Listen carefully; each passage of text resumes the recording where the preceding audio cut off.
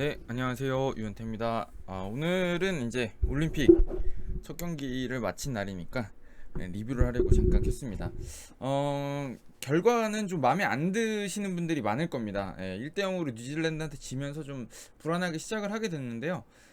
이제 저도 좀 경기 끝나고 시간이 있어가지고 여러 가지 반응을 좀 보고 이제 이 녹화를 하고 있는데 좀 저랑 다르게 보신 분들이 많더라고요. 그래서 제 이야기에 동의하시는 점이 또 있으실 수도 있고 아닐 수도 있는데 어찌됐든 저는 뭐 제 맘대로 리뷰를 하는 사람이니까 제 맘대로 한번 그래도 근거 있게 조금씩 얘기를 해보겠습니다. 저는 전체적으로 나쁜 경기는 아니었다고 생각해가지고 내용적으로 그래서 그 얘기를 조금 제가 이제 이 커뮤니티를 보면서 나왔던 문제점이라고 하는 것들하고 좀 버무려서 제 생각을 한번 얘기해 보도록 하겠습니다. 자, 일단 뭐 어차피 제 얼굴 크게 보는 거 별로 안 좋아하실 것 같으니까 이렇게 그냥 바둑알로 하겠습니다. 자, 오늘 경기는 기본적으로 뉴질랜드가 이제 3백을 들고 나왔어요. 근데 뉴질랜드가 아시다시피 뭐 소속은 오세아니아라고 하지만 사실상 뭐 나온 선수들은 다 이 서양인이라고 해야 될 유럽 체형을 갖추고 있는 선수들이잖아요. 굉장히 크고 억센 선수들이 많은데 이런 선수들이 이 3백을 좁혀서 가지고 사실 이렇게 안에 바짝 들어오니까 공간이 많이 안 났던 건 사실입니다. 그러니까 전체적으로 경기적인 내용을 돌아봤을 때 점유율이 거의 한 70%에 가깝게 우리나라가 나왔다고 하고 슈팅 수에서도 12대 2로 압도적이었다고 하고 12대 2 맞나요? 어찌 됐든 일단 뭐 걔네가 슈팅 두 개밖에 못 쓸 정도로 아주 이렇게 뭐 주도적인 경기를 하지 못한 건 사실이고 수비적으로 내려선 것도 사실입니다. 이런 상황에서 사실 3백으로 나온 팀을 만나면 고전하는 팀들이 많을 수밖에 없다. 이걸 해결하는 데에는 그런 말씀을 하나 드리고 싶고요. 그래서 이제 이런 거를 어떻게 풀어갔느냐, 김학범 호가 어떻게 풀어가려고 했느냐, 이게 과연 일리가 있는 전술이냐라는 거를 설명할 수 있다 그러면 이게 이렇게 하는 것도 방법이 될 수 있다고 하네? 라고 한다 그러면 저는 이번 경기에서 결과와 별개로 내용적으로는 그래 시도는 괜찮았어 라고 평가해 줘야 된다고 생각하는데 자 이렇게 내려선 팀을 상대로 뚫을 수 있는 방법이 뭐가 있을까요? 이게 많죠. 방법이야 사실 너무너무나 많은데 이게 지금 저는 생각하기에 일단 조금 우리가 좀 높이 가려고 하는 팀이라 그러면 필요한 게 확률이 높아야 된다 일단. 그러니까 무작정 막 이렇게 그러니까 오늘 이제 천천히 풀어가 볼게요. 자 오늘 이제 크로스를 많이 시도했는데 이게 틀린 거냐라는 게 중요하겠죠. 근데 저는 이게 그 크로스만 하는 것 자체는 틀린 답이 될 수 있는데 오늘 김학범호의 전체적인 콘셉트를 봤을 때는 이거 틀린 답이 아니다라고 생각하기 때문에 이제 제가 지금 막 버벅거리고 있는 건데요. 이거를 설명을 드릴게요. 제가 맞는지 한번 봐주세요. 자, 일단 이렇게 내려선 팀을 상대로 풀어가는 팀들을 대체로 유럽에서 조금 더 뭔가 더 본격적이고 아무래도 개인 기량이 좋은 팀들을 우리가 돌아봤을 때 이해가 쉬울 것 같아서 좀 예를 들어 드릴게요. 이렇게 내려선 팀을 상대할 때 맨체스터 시티처럼 풀어가는 팀들이 있죠. 끝까지 우리는 패스로 풀어갈 거고 공간을 만들 거고 하프 스페이스를 이용할 거고 유기적인 움직임으로 풀어가겠어라고 하는 팀이 하나 있습니다. 맨체스터 시티라고. 자, 두 번째는 조금 다른 유형의 팀인데 리버풀이라는 팀이 또 있죠. 이런 전형적으로 내려선 팀을 만나는 팀 중에 그 팀은 어떻게 하냐면 주구장창 크로스를 올립니다. 왼쪽에는 로버트슨이 오른쪽에서는 알렉산더 아놀드라고 하는 공격적인 윙포워드들을 올려다 놓고 계속 페널티 박스 안에 붙여요. 근데 생각해 보시면 리버풀의 3톱은 헤딩을 잘하긴 하지만 장신의 선수는 없습니다. 그러니까 마네가 좀 헤딩을 좀 하고 피르미누도 어느 정도 하긴 하는데 그 선수도 헤딩 좋은 선수는 아니거든요. 그러니까 3톱이 다 그렇게 크지 않아요. 크지 않고 뭔가 이 선수들이 헤딩 능력이 막 뛰어난 선수라고 보기 어려운데 계속 크로스를 붙입니다. 그 이유가 뭘까요? 그걸 이제 저는 위험 지역에 넣고 싸움하기라고 정리를 하면 될 것 같다는 생각이 들거든요. 왜냐면 이 위험 지역에 페널티 박스 안에다가 때려 넣고 여기서 걷어낼 때 이 선수들이 크로스가 날카롭거나 하면 걷어내는 게 이제 이쪽에 걷어낼 거 아닙니까? 그러면 이게 제가 지금 여기가 이 화면에서 좁아가지고 그렇지 요쯤에 떨어지면 다시 우리나라가 위협적인 거를 만들어갈 수가 있어요. 사실은. 그래서 여기서 압박을 제대로 높은 위치에서 다시 재압박을 시도해서 끊어낼 수 있다 그러면 그때는 이 밀집 수비들이 어떻게 되냐면 한번 처리를 했으니까 밀고 나오려고 하거나 뭔가 이제 수비가 됐다고 생각할 때 우리가 다시 재역습을 하는 거죠. 그게 일단의 또 한 가지 방법이 될 수 있다는 겁니다. 근데 이번 경기 잘 보시면 그 크로스 쪽을 자주 시도했던 거 맞습니다. 그리고 크로스를 시도했을 때 찬스가 몇 번 나왔던 것도 맞아요.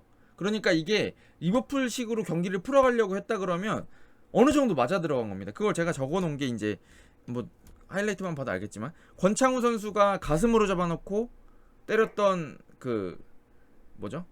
발리 슈팅 시도였던 장면. 근데 이제 헛발질이었죠.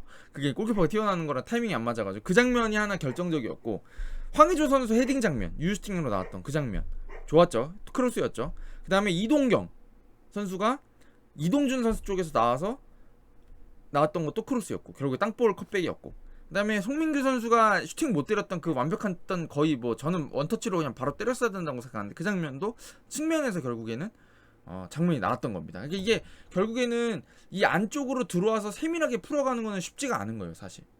자, 그 다음에 이걸 풀어가는 방법이 또 있어요. 이렇게 좁게 선 팀을 풀어가는 방법이 또 하나 있어요. 지금 제가 맨체스터 시티랑 리버풀을 말씀드린 거는 팀적으로 풀어가는 방법, 하나는 폭발적인 드리블러가 있으면 됩니다. 근데 이제 그거를 가지고 있는 그런 선수를 가지고 있는 팀이 제가 보기에는 지금 전 세계에 두 팀이 있어요. 이 국가대표팀에는 물론 프로팀도 두 개입니다. 리오넬 메시랑 네이마르. 걔네들이 있으면 그러니까 어디서 공 잡더라도 그냥 한 명 제쳐버리니까, 예를 들면 이런 거죠. 네이마르만 이런 데서 많이 쓰고 이런 데 많이 쓰죠. 여기를 한 명 그냥 제쳐버렸다. 그러면 딸려 나오니까 여기 공간 나버리잖아요. 그런 말도 안 되는 애들을 가지고 있는 팀이 아니면 사실은 이거를 개개인 능력으로 풀어가는 건 쉽지 않다. 어느 팀이라도. 네. 그러니까 사실은 뉴질랜드가 들고 나온 전술 자체가 어느 팀이든 좀 답답하게 할 수 있는 거였고, 그다음에 우리나라가 이거를 우리나라 방식대로 풀어가려고 했다. 저는 그렇게 생각합니다. 그리고 일단 이건 콘셉트가 제가 그냥 뭐 뇌피셜로 머릿속으로 생각한 걸로만 이렇게 생각할 수도 있는데, 이런 것들 이렇게 풀어가려고 했다는 거를 조금 맞다고 제가 이제 설명드릴 수 있는 몇 가지 요소가 있는데, 자, 오늘 경기에서 많이 나왔던 게 이제 강윤성 선수가 왼쪽 수비수로 많이 나왔잖아요. 그러니까 왼쪽 수비수인데 사실 이 선수가 미드필더도 쏘고 조금 다재다능한 선수잖아요. 윙백으로도 나오고. 그러니까 이 선수가 경기 중에는, 공격 중에는 약간 이렇게 비대칭형으로 서는 경우들이 많았어요. 그리고 이 권창훈이 안으로 들어오고, 이 의미는 뭐냐면 측면을 넓게 써서 끌어내겠다. 그 다음에는 이쪽도 공략해보겠고, 안 되면은 이 선수들한테 크로스를 많이 시도하게 시키겠다라는 의도였겠죠. 사실은 권창훈을 전형적으로 윙으로 쓰면 세컨드볼 싸움이 안 돼요. 이렇게 서버리면 그잖아요. 이렇게 쓰면 세컨드볼 싸움, 여기서 이쪽에다 크로스를 넣고 황의조가 막 비벼주고 막 한다고 떨어졌을 때 이쪽에서 너무 뒤에 엉덩이가 빠져 있으니까, 그러면 이렇게 해놓으면 세컨드볼 싸움이 훨씬 좋죠. 예, 요런 형태가 있었고, 그 다음에 전반전 한 30분까지 굉장히 높은 강도로 전방 압박을 시도했다. 후반 초반에 마찬가지다. 예, 그걸 또 하나 들고 싶고, 세 번째는 교체 카드 쓴 겁니다. 교체 카드를 쓴 게 누구였죠? 공교롭게도 다 공격 2선이라고 생각되는 권창훈, 이강인, 엄은상을 한 번에 다 빼고 이동준, 송민규, 이동경을 다 동시에 투입했습니다. 이거는 뭐냐면 전방 압박 강도가 그만큼 높았다는 거예요, 사실은. 그러니까 힘이 빠져 있고, 이런 선수들이 계속 전방 압박을 시도해가지고 우리는 한 골 넣어야 돼 라고 하는 생각이 강하니까, 어떤 그냥 선수를 바꿔서 분위기를 바꾸자 이런 요소가 아니라 경기를 전체적으로 봤을 때 압박 강도가 떨어질 수 있는 시점이 되니까 압박 강도를 높여줄 수 있는 선수들을 와르르 넣은 겁니다. 그 다음에도 보면 바꾸는 게 전형적으로 이제 사냥개 스타일이라고 할 수 있는 정승원 선수를 투입하면서 체력이 떨어질 수 있는 김동현을 바꿔줬죠, 사실은. 그러니까 이게 중원이랑 앞쪽에서 힘을 낼 수 있게 계속 해놓은 겁니다. 근데 이게 어떤 의미에서 제가 이런 말씀을 드리냐면요, 제가 예전에 그 리뷰할 때 몇 번 말씀드린 적이 있는데, 제가 프로 선수들하고 인터뷰를 많이 했잖아요, 기자 생활할 때. 그때 제가 물어본 게 있어요. 그 부천 FC에 있던 그 베이징 올림픽 대표팀 그 예선 단계까지 뛰었던 문기한 선수한테 제가 질문을 했었습니다. 그때 이제 부천 FC에서 뛸 때였는데, 이 전방 압박을 프로 선수들이 하면 전력으로 하면 얼마나 할까요? 라고 물어봤어요, 제가. 그랬더니 맥시멈 전반에 한 30분 정도, 후반에 한 30분 정도, 그러니까 15분은 쉬어야 된다는 거예요. 45분 내내 몰아치는 전방 압박은 사실상 너무 체력 소모가 커서 프로 선수들도 쉽지 않다고. 얘기를 들은 적이 있습니다. 이게 그 체력이라는 것도 뭐 이제 예전에 체육 시간에 들어보면 뭐 지근이 있고 속근이 있다 막 이렇게 하잖아요, 사실은. 근데 이게 또 그래서 이 축구 선수들한테 40km를 마라톤 하는 것처럼 뛰어가라고 하는 거랑 전방 압박하는 것처럼 순간적으로 스프린트를 걸고 방향 전환하고 압박하고 그 다음에 숨 고르고 다시 또 압박하고 숨 고르고 이렇게 하는 반복적으로 스프린트를 하는 거는 이 체력 소모가 진짜 극심합니다, 사실은.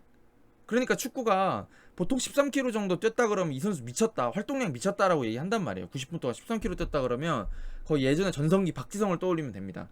근데 13km 뛴다 그러면 90분에 13km면 2시간 만에 마라톤이 42km를 뛰는데 이게 왜 힘드냔 말이죠.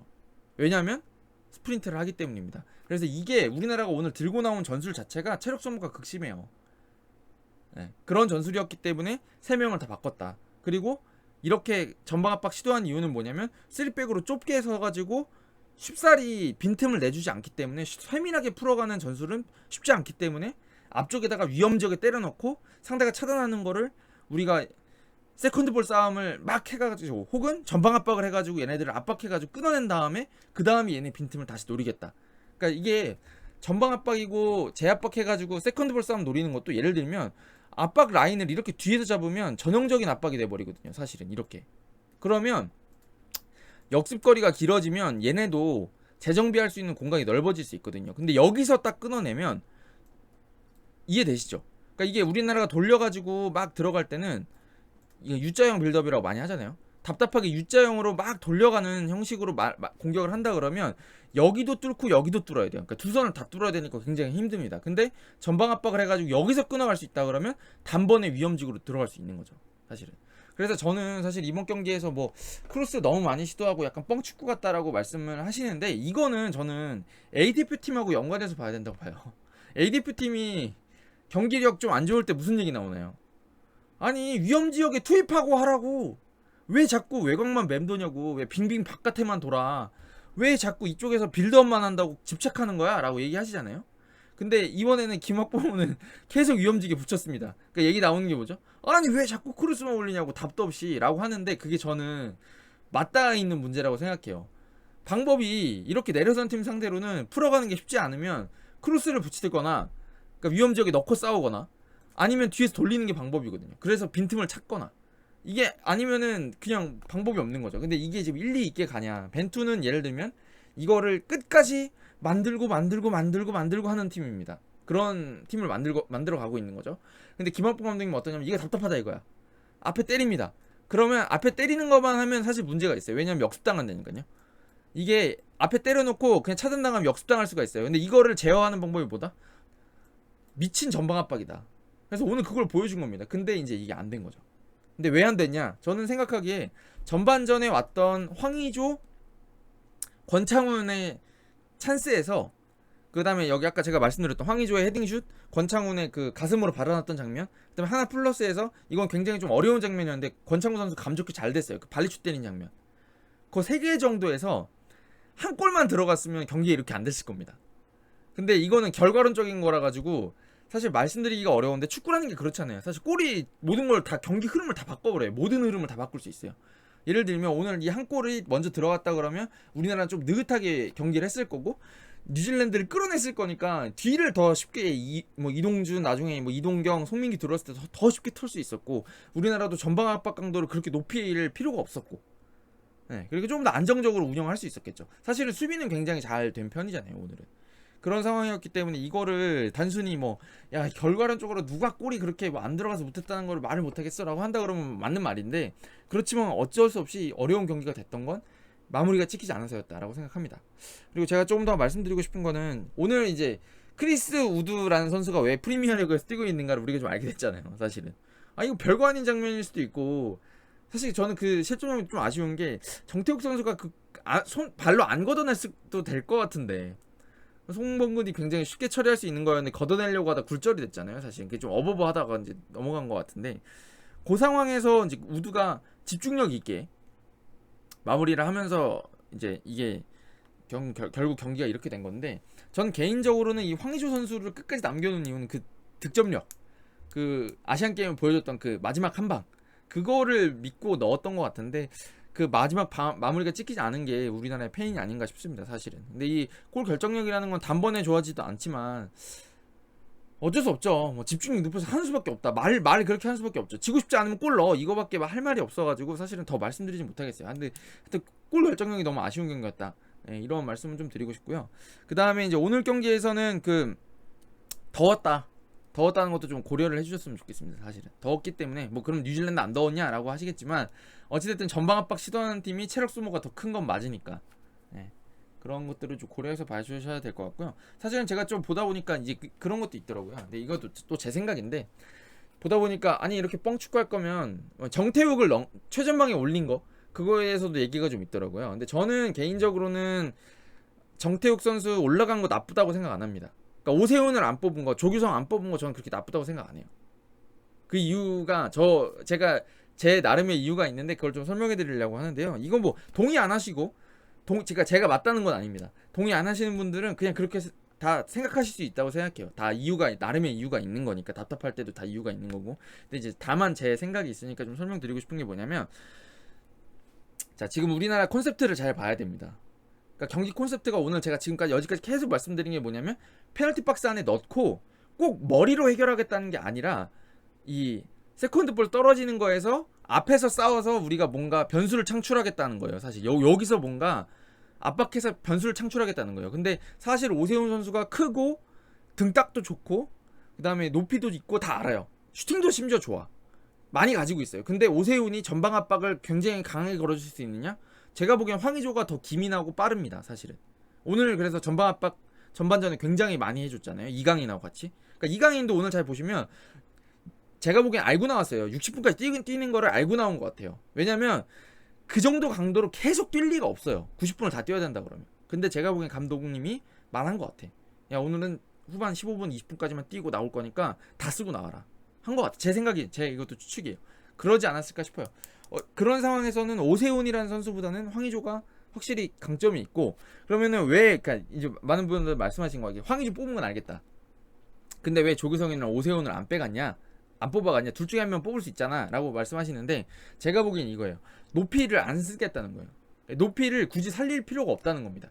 왜냐면 세컨드볼 싸움 해야 되니까, 사실 여기서 마무리를 해줄 선수가, 우리가 이 측면에 있는 그 측면 공격이 정말 완벽하게 너무너무 좋아가지고 이쪽 풀백하고 둘이가 완전히 털어서 정말 정밀한 크로스를 올려주고 그걸 해결해줄 수 있는 선수가 필요하다 그랬으면 오세훈 데려갔을 거라고 생각해요. 근데 오세훈 선수가 사실은 가지고 있는 장점이 압박에 적합하지도 않지만, 사실 우리나라 측면 공격에서 질 좋은 크로스가 그렇게 많이 올라오지는 않습니다, 사실은. 그러니까 이게 어떻게 보면 떨어지는 거를 준비하는 게 또 나을 수도 있는 거죠, 사실. 그런 상황을 생각해 보면 그 오세훈 선수가 가지고 있는 그런 어떤 그 장신 스트라이커로서의 어쩔 수 없는 한계들이 약간은 좀 들어왔을 거라는 생각이 들고요. 그다음에 조규성 선수는 사실은 황의조 선수랑 오히려 겹치는 점들이 많죠. 높이가 아주 막 오세훈처럼 뛰어난 선수는 아니니까. 이 선수 강점은 전방 압박해주고 많이 띄워줄 수 있는 그런 게 장점인데, 그럴 거면 황의조를 두고 공격 2선에 있는 이동준이나 이동경이나 송민규나 이강인이나 권창훈이나 2선을 오히려 두텁게 하면서 전방 압박을 시도하는 것도 나쁘지 않다고 생각했을 것 같아요. 그리고 이제 바꿔서 말하면 그 조규성 선수가 뭐 황의조나 오늘 나왔던 크리스 우드만큼의 결정력을 보여주는 선수는 사실 좀 아니다. 아직 더 커야 될 여지가 많다. 사실 전북에서도 아쉬웠다고 많이 하셨던 게 움직임도 좋고 뭐 찬스도 잡는 것 같은데 슈팅 마무리가 안 되네, 이런 얘기들이 많았잖아요. 그런 점을 생각해 보면 확실하게 마무리 지어줄 황의조, 그 다음에 전방 압박을 황의조한테 찬스를 줄 수 있는, 그 다음에 또 더 활발하게 뛰어줄 수 있는 공격 2선 쪽에 힘을 주려고 했다라는 점에서는 저는 조금 이해가 가는 선발이었다고 생각은 합니다, 사실은. 그 다음에 이제 높이가 정말 필요하다 그럼 정태욱 올려버리는 거죠, 오늘처럼. 왜냐면 정태욱 선수 쓰는 방식도 여러분 잘 보시면 알겠는 게, 제가 이제 그런 콘셉트라고 하는 거를 왜 이제 끼워 맞추게 하냐면요, 정태욱 선수를 우리가 쓴다 그러면 사실은 정태욱한테 헤딩슛을 넣으라고 할 수도 있잖아요. 근데 오늘도 잘 보시면 정태욱을 쓰는 방식이 정태욱의 머리를 맞추고 떨어지는 거에 우리나라가 집중해요. 그러니까 정태욱이 항상 위치가 올라가서도 페널티 박스 안에서, 잠시만요. 페널티 박스 안에서 이렇게 가야 되죠.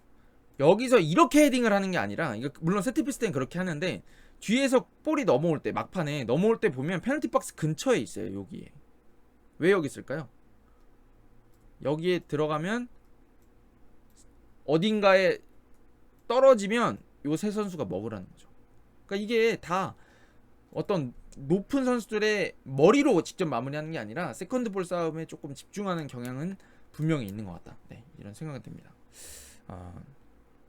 뭐 제가 좀 옹호하게 됐죠. 옹호하게 됐는데 저는 일단 내용이 그렇게 나쁘다거나 콘셉트가 나쁘다고 생각하지 않다 보니까 좀 옹호하는 것 같이 내용이 된 것 같습니다. 그렇지만 뭐 어찌됐든 결과는 나왔고 좋지 않고, 네, 좋지 않은 것 같습니다. 좋지 않은 게 많고, 이걸 만회하려고 그러면 다음 경기들에서 결과로 가져오는 수밖에 없겠죠. 네, 그건 맞는 것 같습니다. 네, 그래서 아쉬운 경기였고 좋은 경기였다고는 하지 못하지만 저는 개인적으로는 그래도 나쁘진 않았다라고 생각합니다. 근데 이제 아까도 말씀드렸지만 결과가 중요한 때가 왔기 때문에 결과가 모든 걸 말할 겁니다. 네. 그러면 제가 정리드리면서 하나 말씀드리고 싶은 게 있는데요. 제가 2018년에 인도네시아에 한 달을 살았습니다. 살았죠. 일하면서. 제가 이제 그 아시안 게임 금메달 딸 때 제가 같이 쫓아다니면서, 저는 축구만 전담해가지고 매일같이 봤어요. 그 선수들을. 그랬는데 그때 이야기를 좀 해드리고 싶은데, 그 손흥민 선수가 좀 늦게지만 합류를 했습니다. 반둥이라는 데에서. 제가 근데 반둥에 그때 먼저 가 있었는데 반둥 공항에 당시에 아무도 없었어요. 저랑 KBS 두 명 있었어요.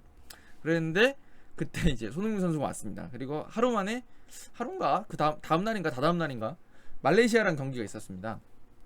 기억나시죠? 그 경기 때 두 골 먹고 1대2로 졌습니다. 말레이시아한테.